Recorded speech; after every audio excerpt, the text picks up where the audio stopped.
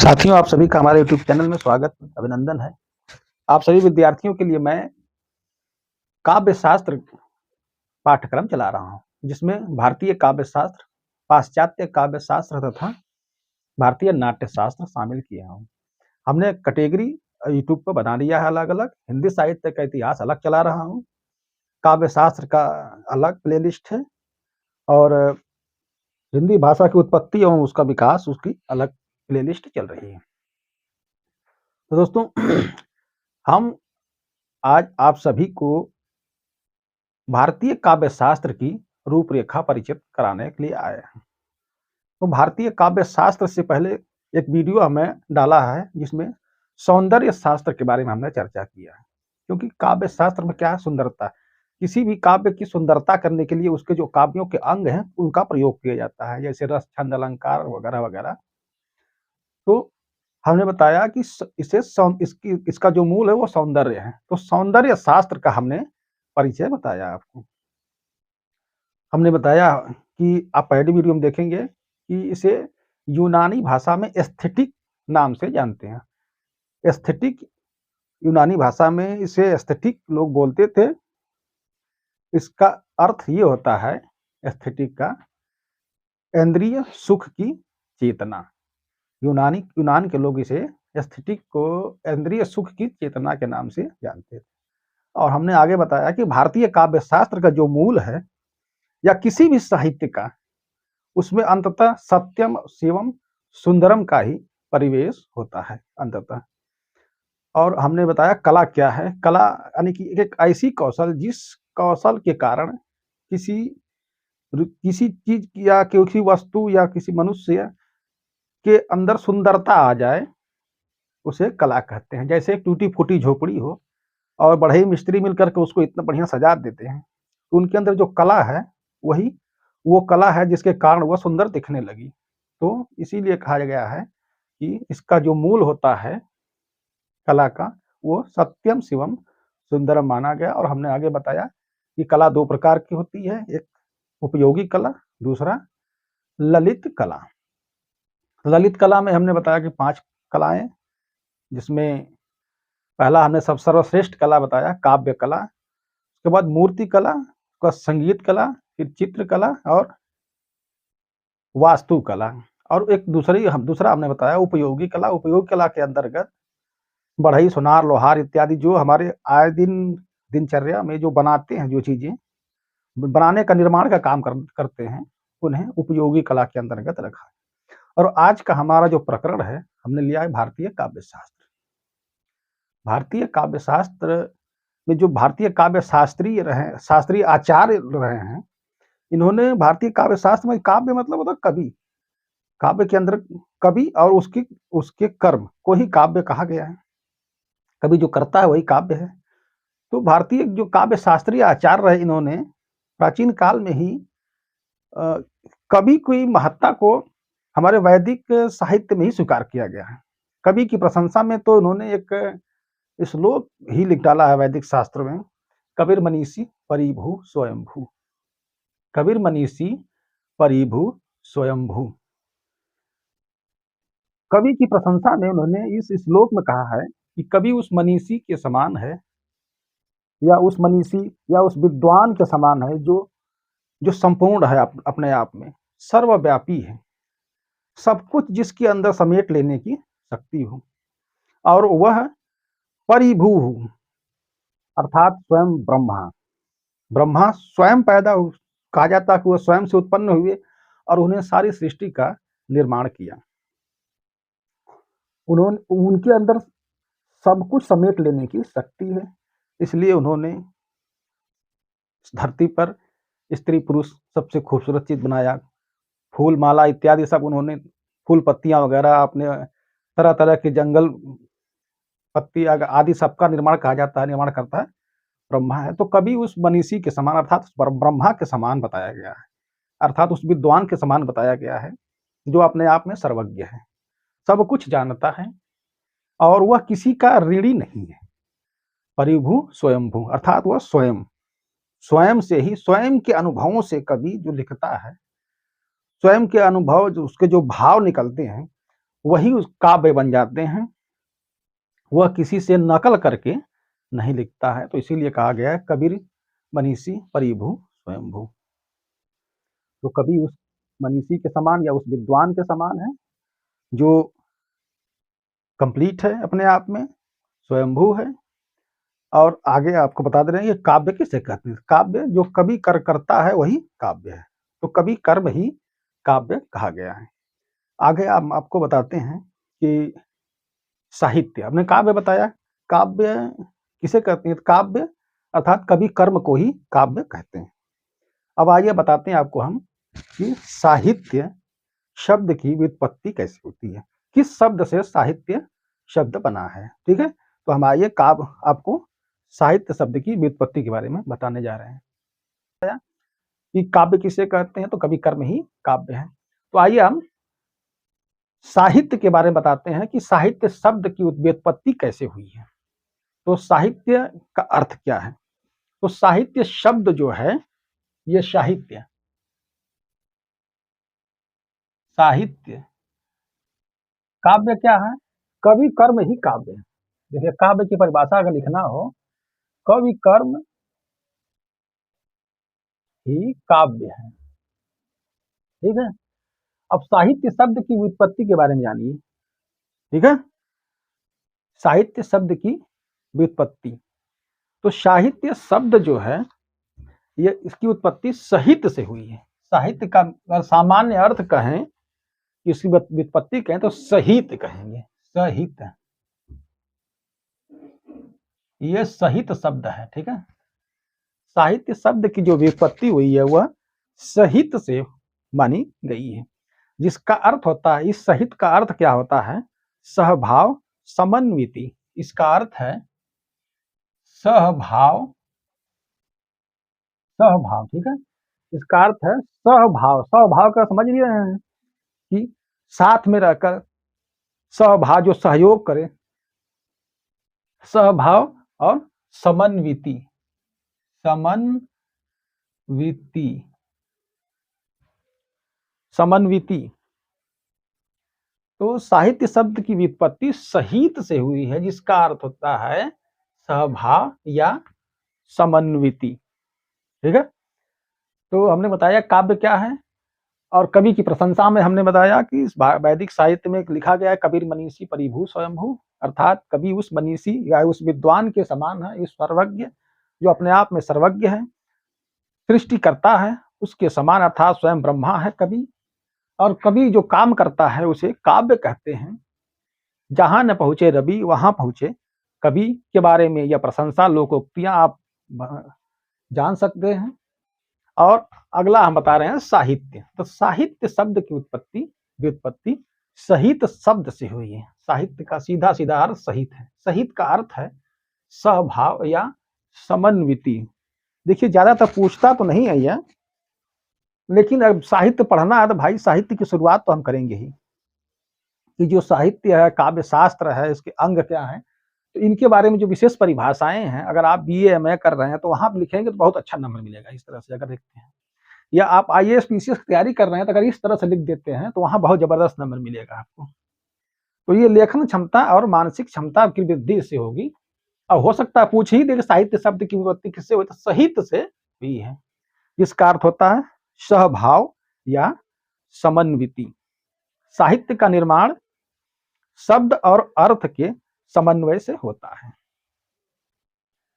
साहित्य का निर्माण कैसे होता है, इसका निर्माण देखिए, साहित्य का निर्माण कैसे होता है। ठीक है, साहित्य का, ठीक है, साहित्य का निर्माण कैसे होता है, साहित्य का निर्माण शब्द और अर्थ के समन्वय से होता है, शब्द और अर्थ के समन्वय से होता है। शब्द और अर्थ का जब समन्वय होता है, आपस में मिलन होता है, शब्द और अर्थ के समन्वय से साहित्य का निर्माण होता है। लगता है हमने गलत लिख दिया है, शब्द और अर्थ, याद रखिएगा, शब्द और अर्थ के समन्वय।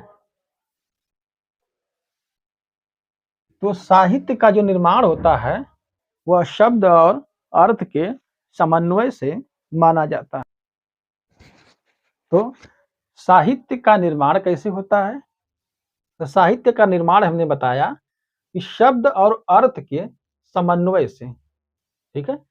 शब्द और अर्थ के जब शब्द और अर्थ आपस में संयोग होता है तो साहित्य, यानी कि ऐसा शब्द जिसमें अर्थ हो, तो शब्द और अर्थ दोनों आपस में मिल जाते हैं तो साहित्य का निर्माण हो जाता है। तो साहित्य का निर्माण कैसे होता है? शब्द और अर्थ के समन्वय से होता है तथा जिस लेख संग्रह में हित की भावना समन्वित होती है वह साहित्य है। साहित्य किसे कहते हैं? साहित्य का निर्माण कैसे होता है? शब्द और अर्थ के समन्वय से साहित्य का निर्माण होता है। और जिस लेख संग्रह में, लेख संग्रह या साहित्य, साहित्य किसे कहेंगे? लेख संग्रह, जो लिखा जाता है, जो लिखता है कवि, अगर उस लेख संग्रह में हित की भावना हो, संग्रह में हित की भावना, जो जिससे समाज का हित हो, हित की भावना हो, जिससे समाज का निर्माण हो, हमने कहा ना, जिससे समाज में अच्छा संदेश जाए या उससे उसमें हित छुपा हो लोगों का, जिससे लोगों का बिगड़ा हुआ बन जाए, ऐसा लेख संग्रह जिसमें हित की भावना हो, समन्वित हो, समाहित हो, उसे क्या कहेंगे? साहित्य कहते हैं। ठीक है, उसे ही कहते हैं साहित्य। तो ऐसा लेख संग्रह, ऐसा कवियों द्वारा संग्रह किया गया, लिखा गया, जिसमें हित की भावना हो, जिससे लोक मंगल के कार्य आगे बढ़े, जिसमें जो लोक है या पृथ्वी लोक है या मृत्यु लोक कहते हैं या मनुष्य लोक, इस लोक का कल्याण हो, ऐसे ही लेख संग्रह को क्या कहते हैं? साहित्य कहते हैं। इतना आ गया होगा समझ में। साहित्य शब्द की व्युत्पत्ति हमने बताया, सहित से शब्द से हुई है। शहीद का अर्थ होता है सहभाव या समन्विति। साहित्य का निर्माण तब होता है जब शब्द और अर्थ का समन्वय होता है। यही समन्वय, यही सहभाव, सहभाव या समन्विति, ये पर्याय है एक दूसरे की। तो जब सहभाव, शब्द और अर्थ का सहभाव होता है या समन्वय या समन्विति होती है, आपस में मिलते हैं, संयोग होता है, तो साहित्य का निर्माण होता है। और ऐसे लेख संग्रह जिसमें लोक मंगल की कामना की गई हो, हित की भावना हो, उसे साहित्य कहते हैं। तो हमने बताया काव्य किसे कहते हैं कि कवि का कर्म ही काव्य है। जो कवि कार्य करता है, लिखता है, अपने अनुभवों को समेटता है काव्य के अंदर, कुछ वर्णों के अंदर समेट कर जब हमारे सामने अपनी भावनाओं को प्रस्तुत करता है तो उसे क्या कहते हैं? काव्य कहते हैं। और जिस लेख में लोक मंगल की कामना हो उसे काव्य कहते हैं। किसी भी साहित्य में, चाहे कोई भी साहित्य हो, जिसमें भारतीय परिप्रेक्ष्य में देखेंगे तो भारत के जो विद्वान रहे हैं, साहित्य की प्रशंसा में उन्होंने साफ साफ लिखा है, कोई भी साहित्य हो, चाहे भारतीय साहित्य हो चाहे पाश्चात्य साहित्य हो, कहीं न कहीं उसमें घुमा फिरा करके किसी भी साहित्य में सत्यम, शिवम और सुंदरम का समन्वय होता है। यही समन्वय, यही स्वभाव किसी भी साहित्य में, कोई भी साहित्य, चाहे भारत का साहित्य हो चाहे पाश्चात्य का साहित्य हो, चाहे इंसानों का साहित्य हो चाहे जानवरों का साहित्य हो, साहित्य बनाना चाहे तो बहुत कुछ बन सकता है। सभी साहित्य में क्या होता है? सत्यम, शिवम, सुंदरम, इसी तीन शब्द, सत्यम, शिवम, सुंदरम का समन्वय माना गया है। ठीक है, का समन्वय होता है। समन्वय, समन्वय मतलब संयोग, मिलन होता है, मिला हुआ होता है, मिश्रित होता है। ठीक है, याद रखिए कि साहित्य, कोई भी साहित्य हो, उसमें सत्यम, शिवम और सुंदरम का ही समन्वय होता है। अंत में सत्य क्या है, शिव क्या है और सुंदर क्या है, इसी का वर्णन, यही वर्णन ही है साहित्य। और हर साहित्य में यही तीन का समन्वय होता है। इसको निचोड़ कहेंगे या रस कहेंगे। किस निचोड़ को ही रस कहा जाता है, आप जानते ही होंगे। नहीं जानते, हमने बता भी दिया। रस का मतलब निचोड़। तो किसी भी साहित्य में सत्यम, शिवम और सुंदरम का समन्वय माना जाता है। भारतीय काव्य शास्त्र से अभिप्राय मूलतः संस्कृत काव्य शास्त्र। अगर भारतीय काव्य शास्त्र की बात करते हैं, भारतीय काव्य शास्त्र, इसका अगर अभिप्राय यानी कि भारतीय काव्य शास्त्र का मतलब ही होता है, अर्थ ही होता है सीधे सीधे संस्कृत काव्य शास्त्र। संस्कृत काव्य शास्त्र, यह विद्वानों ने बताया है कि भारतीय काव्य शास्त्र का सीधा सीधा अगर अर्थ लगाएंगे, सीधा सीधा मतलब लगाएंगे या अभिप्राय लगाएंगे, भारतीय काव्य शास्त्र का अभिप्राय क्या मतलब, अभिप्राय क्या है, सीधा संस्कृत काव्य शास्त्र। संस्कृत काव्य शास्त्र ही भारतीय काव्य शास्त्र है। संस्कृत में साहित्य के लिए काव्य शब्द का प्रयोग होता था। उस समय काव्य जो शब्द है, यही काव्य संस्कृत में साहित्य के लिए प्रयोग होता है। और संस्कृत साहित्य को अब उन्हें बताया भी होगा कि वांग्मय के नाम से जानते हैं। यही काव्य ही वांग्मय है। ठीक है, तो भारतीय काव्य शास्त्र का अर्थ सीधे सीधे लगाइए संस्कृत काव्य शास्त्र। और संस्कृत काव्य शास्त्र में जो साहित्य के लिए वर्ण शब्द प्रयोग किया गया है वह है काव्य। तो भारतीय काव्य शास्त्र में संस्कृत में काव्य के लिए, साहित्य के लिए काव्य शब्द का प्रयोग किया गया। काव्य शास्त्र काव्य और साहित्य का दर्शन और विज्ञान है। जो काव्य शास्त्र है इसे काव्य और साहित्य का दर्शन और विज्ञान कहा गया है। इस काव्य शास्त्र को दर्शन प्लस विज्ञान की उपाधि दी गई है, याद रखिएगा। काव्य शास्त्र को ही दर्शन, किसका, काव्य का दर्शन, ठीक है, रचना का दर्शन और विज्ञान। भारतीय काव्य शास्त्र क्या है, काव्य का दर्शन और विज्ञान माना गया है। काव्य का दर्शन और विज्ञान किसे, भारतीय साहित्य शास्त्र या काव्य शास्त्र को माना गया है। काव्य शास्त्र को साहित्य शास्त्र या अलंकार शास्त्र या समीक्षा शास्त्र या साहित्य विद्या के नाम से भी जाना जाता है। तो इतना समझ में आ गया होगा, मुझे नहीं लगता कुछ कमी होगी। तो साहित्य शास्त्र को अलंकार शास्त्र या समीक्षा शास्त्र या साहित्य शास्त्र या साहित्य विद्या के नाम से भी जानते हैं। तो ये हमने आपको साहित्य के जो भारतीय काव्य शास्त्र की आत्मा रही है और कवि की प्रशंसा रही है, कवि कर्म की प्रशंसा रही है, और साहित्य के बारे में, साहित्य की उत्पत्ति के बारे में, साहित्य शब्द की उत्पत्ति के बारे में, उसका किस प्रकार से साहित्य का निर्माण होता है, तो हमने बताया कि साहित्य शब्द की व्युत्पत्ति का जो प्रमुख शब्द है उसका होता है अर्थ सीधे सीधे साहित्य। तो साहित्य सहित शब्द से उत्पत्ति हुई है। साहित्य का अर्थ होता है समन्वय, समन्वय या सहभाव।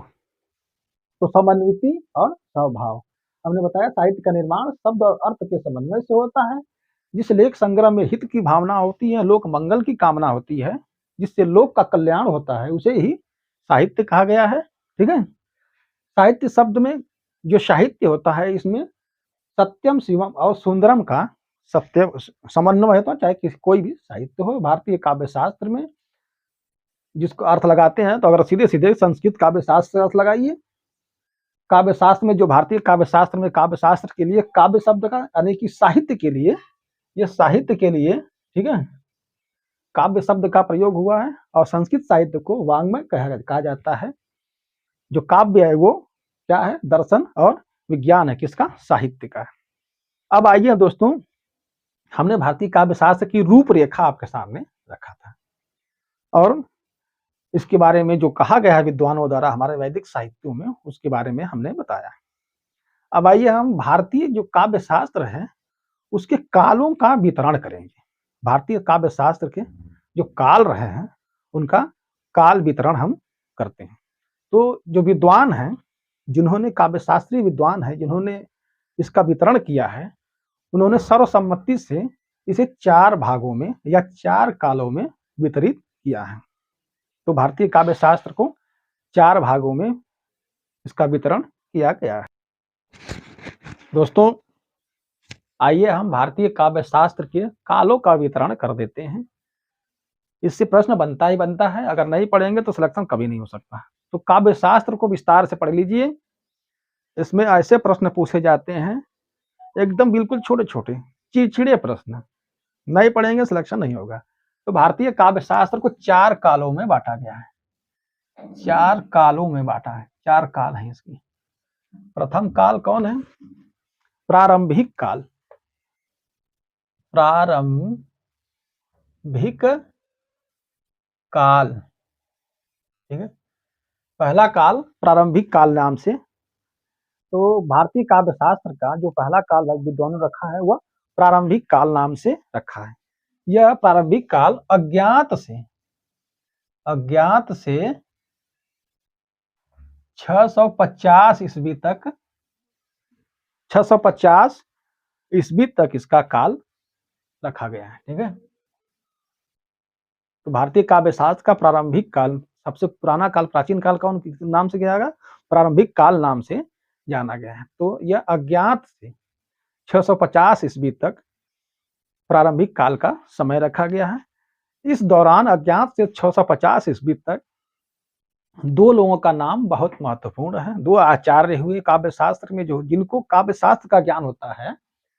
शास्त्रीय पद्धति के जो लोग होते हैं उन्हें आचार्य की उपाधि दी जाती है। तो इसलिए ये 2 आचार्य इन्होंने शास्त्रीय पद्धति में पारंगत हासिल की थी। इसके अलावा और भी थे, लेकिन इनसे ही इनका इस युग का परिचय होता है। इसलिए पहले है आचार्य भरत।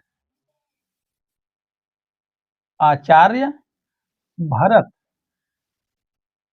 तथा आचार्य भामह, ठीक है। इन 2 शास्त्रीय पद्धति के ज्ञाता, शास्त्रीय आचार्य, इन दोनों के नाम पर एक युग ही चला है, प्रारंभिक काल।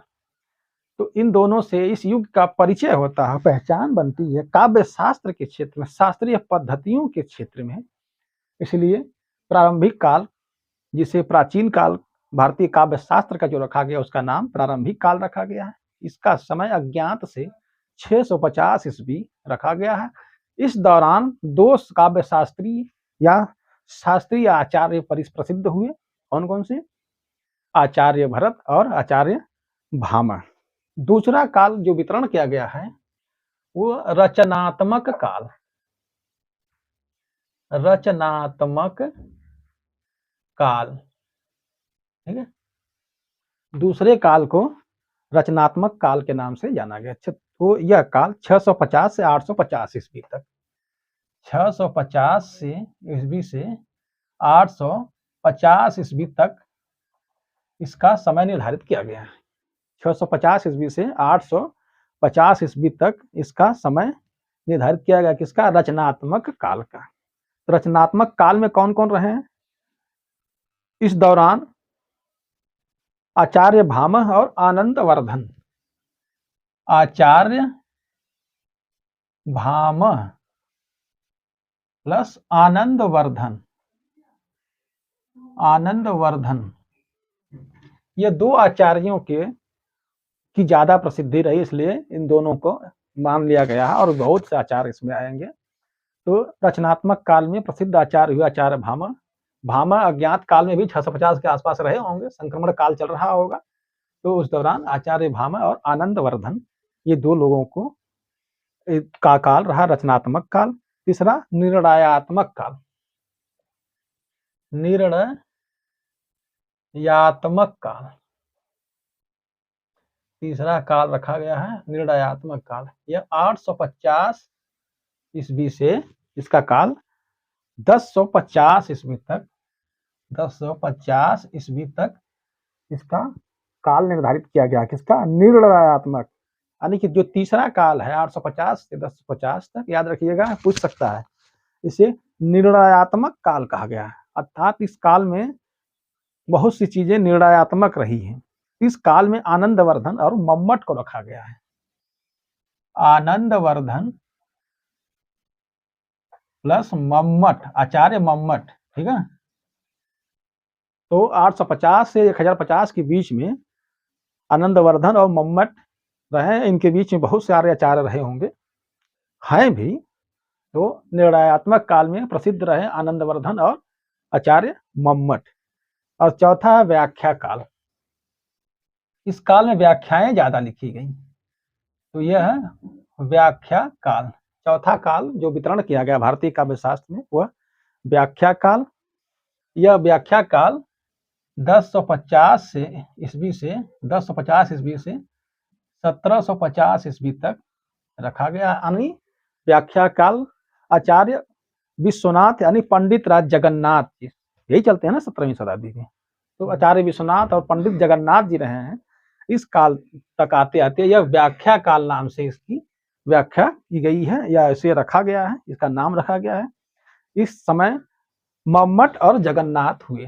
आचार्य मम्मट प्लस जगन्नाथ, पंडित राज जगन्नाथ है, ठीक है। पंडित राज जगन्नाथ विशेष आचार्य इस युग में यानी कि व्याख्या काल में हुआ। तो भारतीय काव्य शास्त्र का जो वितरण किया गया है, 4 कालों में वितरण किया गया। पहला काल प्रारंभिक काल अज्ञात से 650 ईस्वी, आचार्य भरत और भामा। दूसरे रचनात्मक काल 650 से 850 तक इसका समय रखा गया। इसके समय में आचार्य भामा और आनंदवर्धन हुए। निर्णयात्मक काल में जिसका समय 850 से 1050 ईस्वी तक रखा गया, इसमें आनंदवर्धन और आचार्य मम्मट जी हुए।